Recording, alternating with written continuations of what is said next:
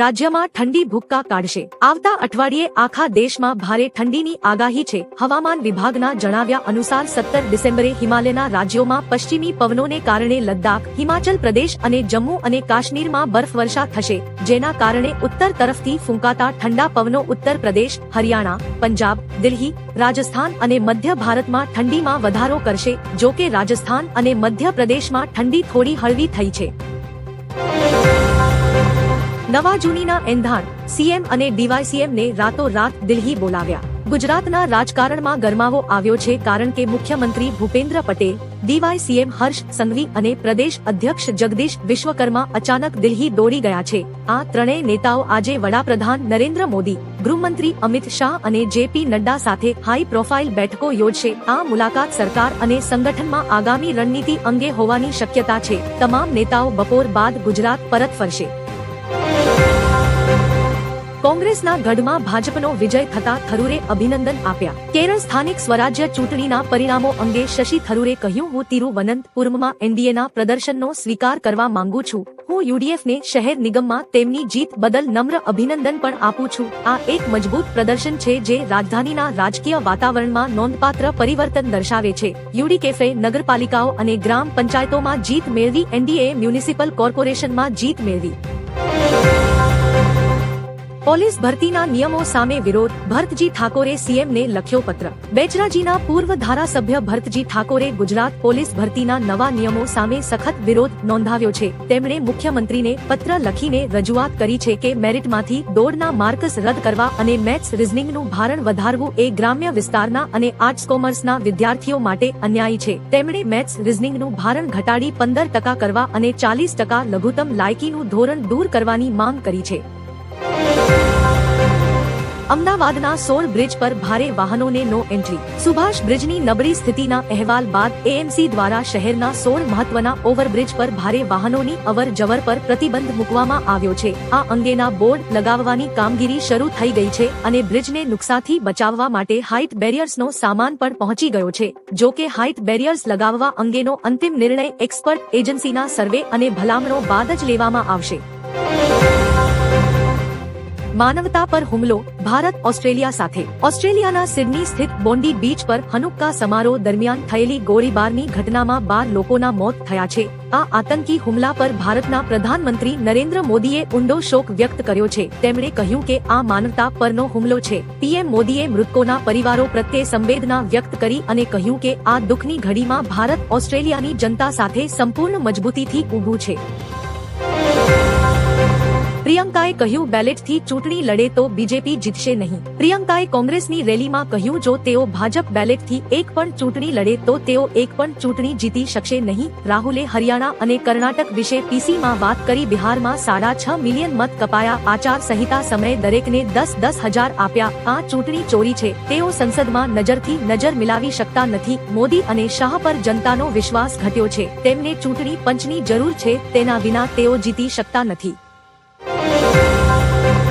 દિલ્હીને નિશાન બનાવવાની ધમકી। પાકિસ્તાનમાં લશ્કર એ તૈયબાના કમાન્ડર હાફિઝ અબ્દુલ રઉફનો ભારત વિરુદ્ધ ઉશ્કેરણીજનક વિડીયો સોશિયલ મીડિયામાં વાયરલ થયો છે। નવેમ્બર મહિનાનો આ વિડીયો હોવાનું જણાવાયું છે। રઉફે દિલ્હીને દુલ્હન બનાવવાની અને ગઝવા એ હિંદ પૂર્ણ કરવાની ધમકી આપી છે। તેણે ભારતીય વાયુસેના અને ભારતની સૈન્ય ક્ષમતાને લઈને પણ ભડકાઉ દાવા કર્યા। રઉફ લશ્કરના સ્થાપક હાફિઝ સઈદનો નજીકનો સાથી છે અને તેના પર અમેરિકાના પ્રતિબંધ છે।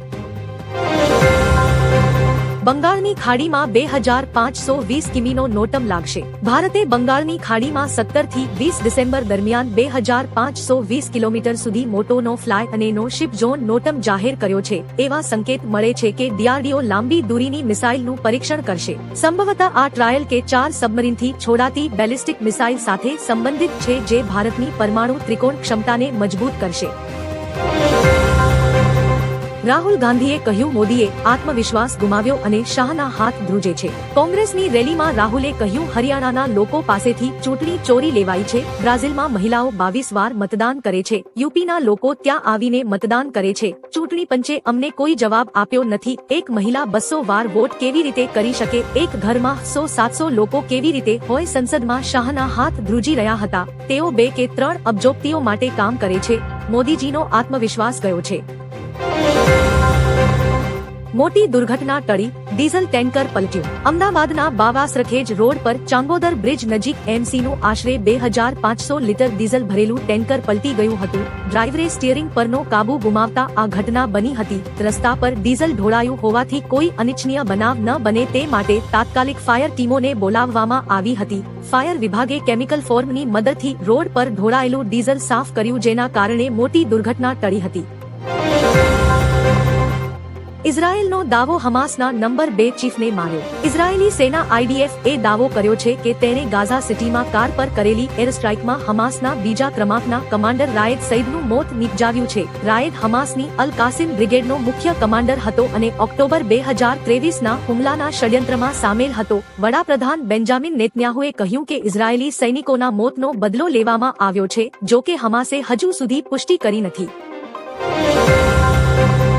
વધારાના ટેરિફથી સંબંધોને નુકસાન થશે. મેક્સિકોએ 2026થી અનેક ભારતીય ઉત્પાદનો પર 50% ટેરિફ લાદવાની જાહેરાત કરી છે. ભારત સરકારે કડક પ્રતિક્રિયા આપતા કહ્યું કે ભારત ભારતીય નિકાસકારોના હિતોનું રક્ષણ કરવા માટે જરૂરી પગલાં લેવાનો અધિકાર અનામત રાખે છે. વધારાના ટેરિફ લાદવાથી સંબંધોને નુકસાન થઈ શકે છે, તેથી વાતચીતથી ઉકેલ લાવવો જોઈએ. નિષ્ણાતોના મતે મેક્સિકો સરકારે ટ્રમ્પને ખુશ કરવા માટે ભારત અને ચીન પર 50% ટેરિફ લાદ્યો.